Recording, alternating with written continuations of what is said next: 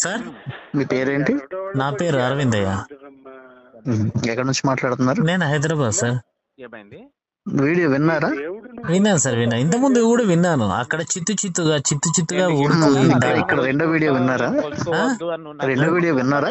రెండో వీడియో చూసాను, ఇప్పుడు విన్నాను. మీరు మ్యాటర్ విన్నారా? విన్నాను సార్. అంటే మీరు టైటిల్ క్లియర్ గా వినండి, నేను పెట్టింది తప్పేం లేదు, భగవద్గీత ఓడిపోయిందా అని క్వశ్చన్ మార్క్ ఇచ్చాను అని చెప్పారు. అవునా? అదే అదే పూర్తిగా విన్నారు కదా గోపి గారా? అదే పూర్తిగా విన్నారు కదా అంటున్నాను. విన్నాను, కానీ మీరు రెండో వర్షన్ పూర్తిగా విన్నారా? మొదటి వర్షన్ లోనే మీరు కొంచెం విన్నట్టున్నారు సార్. మొదటి వర్షన్ లోనే మీరు ఏం చెప్పారంటే చిత్తుగా ఓడిపోయాడు ఋషి సునాక్ అన్నాడు. ఋషి సునాక్ కి ఇండియాకి ఏం సంబంధం సార్? నాకు అర్థం కాలేదు. ఈ పోనీ ఆయన ఓడిపోవడానికి భగవద్గీతకు ఏం సంబంధం? రెండవది, బైబిల్ కి భగవద్గీతకి అక్కడ ఏమైనా ఎలక్షన్లు జరిగాయా? మీరు హైదరాబాద్ నుంచి మాట్లాడుతున్నారు కదా? అవునండి హైదరాబాద్. హైదరాబాద్ నుంచి మాట్లాడుతున్నప్పుడు నేను క్వశ్చన్ చేస్తాను, జవాబు చేయండి. బండి సంజయ్ గారు తెలుసా? తెలుసు సార్, తెలుసు. చెప్పండి. బండి సంజయ్ గారు భగవద్గీత పార్టీ కావాలా బైబిల్ పార్టీ కావాలన్నప్పుడు మరి ఇదే ప్రశ్న అడగపోయారు ఆయన్ని, బైబిల్ భగవద్గీతకి సంబంధం ఏంటని అడిగారు సార్. అంటే అడిగే ఇప్పుడు మీరంటే నెంబర్ ఇచ్చారు మీకు. లేదు, మీరు నెంబర్ ఇచ్చారు. నెంబర్ ఇస్తే చాలా మంది అడిగే వాళ్ళు ఉన్నారు, కానీ ఆయన నెంబర్ పబ్లిక్ లో లేదు కదా సార్, అందుకు అడగలేదు. అయితే రెండవది, మీరు బాగా వేశారు సార్ ప్రశ్నకు, నేను సేమ్ మీకు అదే అంటున్నా. ఇప్పుడు భగవద్గీత పార్టీయా బైబిల్ పార్టీ అని ఈయన చేశారు. నేను కూడా దానికి సమర్థించట్లేదులే, కానీ అది కరెక్ట్ కాదు. పార్టీలు వేరును బైబిల్ ఇవి వేర్లేండి, అది కరెక్ట్ కాదులే. కానీ మేము ఇక్కడ చెప్పదలుచుకున్న దానికి మీరు సరిగ్గా వినలేదు, అందుకే మీరు నాకు ఫోన్ చేశారు. నేను ఇంకొక వివరణ చెప్పాను. అంటే ఇట్లా అర్థం చేసుకోబాకండి, దాని భావం ఏంటది, భగవద్గీత మీద వలన ఆయన ఓడిపోయాడు కాదు, ఓడిపోవలసి వచ్చిందా లేకపోతే ఓడిపోయాడని సందిగ్ధం మనం వ్యక్తపరిచాం అన్నది ఫస్ట్ వీడియో సారాంశం. అక్కడ క్వశ్చన్ మార్క్ ఉంటుంది. చెప్పనివ్వండి, ఇది సారాంశము కాబట్టి అట్లా భావించాల్సిన అవసరం లేదు. అయితే నేను అక్కడ చెప్పింది ఏంటంటే, కేవలము ఆయన ఒక బైబిల్ లేక క్రైస్తవ సామ్రాజ్యంగా రాజులు పరిపాలించే గ్రేట్ బ్రిటన్ లో లేకపోతే ఇంగ్లాండ్ లో ఉండి ఆయన భగవద్గీత మీద కాకుండా బైబిల్ మీద ప్రమాణం చేయొచ్చు కదా. భగవద్గీత మీద ప్రమాణం చేయటం వల్ల ప్రజలు ఇప్పుడు ఆయన రిజెక్ట్ చేశారు, అది మనం చెప్పింది. ఇప్పుడు భగవద్గీత తప్పు, బైబిల్ నమ్ముకుంటే గెలిచేవాడు, భగవద్గీత నమ్ముకున్నాడు కూడా ఓడిపోయాడు అన్నది తప్పు. నేను ఇప్పుడు రెండో వీడియోలో అదే విశ్లేషణ చెప్పాను. అట్లా మీరు అర్థం చేసుకోవద్దు. భగవద్గీత అభిప్రాయం సార్, ఇది నాకు అర్థం అవ్వట్లేదు.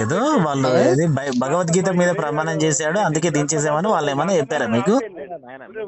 అంటే మీకు తెలియదేమో. మరి నాకు తెలుసు సార్, నాకేం జరిగిందో తెలుసు. ఎలా అవకాశం వచ్చిందని తెలుసు. బైబిల్ భగవద్గీత మీద ప్రమాణం చేశాడు. ఆయన ఒక హిందూ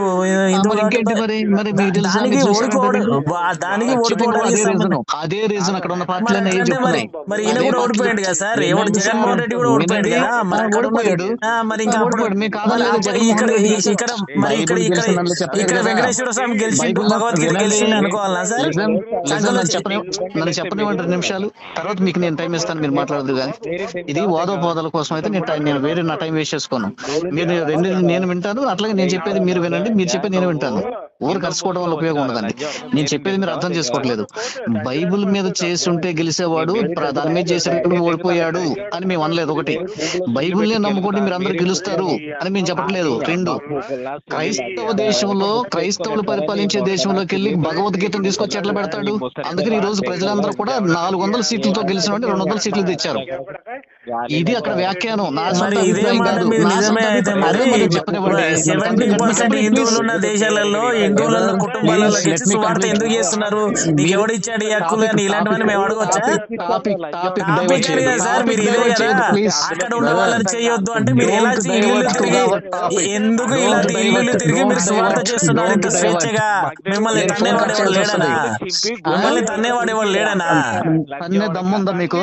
తంతురు కదా, దమ్మెందుకు? తనడానికి తంతనే ఉన్నారు ఆల్రెడీ. ఇలాంటి ఏదో పనులు చేయడం వల్లనే తంతున్నారు పట్టుకొని చెప్పు తీసుకొని తంతున్నారు. అందుకే మొన్న అన్నాడు కదా ఒకడు, అందుకే మొన్న తిట్టాడు మరి ఎవడు, నువ్వు రెచ్చగొట్టినా చేసేది ఏం లేదు సార్, నువ్వు రెచ్చగొట్టినా చేసేది ఏం లేదు మమ్మల్ని, మీరు రెచ్చగొట్టి చేసి మీరు అయిపోయి మరి రెచ్చగొట్టద్దు, నన్ను రెచ్చగొట్టి ఏం చేస్తావు, ఏం చేస్తావు రెచ్చగొడితే, ఎందుకు కొడతావు, ఏం చేస్తావు రెచ్చగొడితే, ఇష్టం వచ్చినట్టు వాగడము, దాని గురించి నాలుగు ఖర్చుకోవడము, తంతారు మా ఇంట్లోకి వచ్చి సువార్తలు చెప్తే ఇలానే తంతారు, ఇంట్ల మధ్యలోకి వచ్చి సువార్త చేసేవాడిని, అందుకే తంతారు నాయన, అందుకే తంతారని చెప్తున్నాం మేము, అందుకే తంతారని చెప్తున్నాము.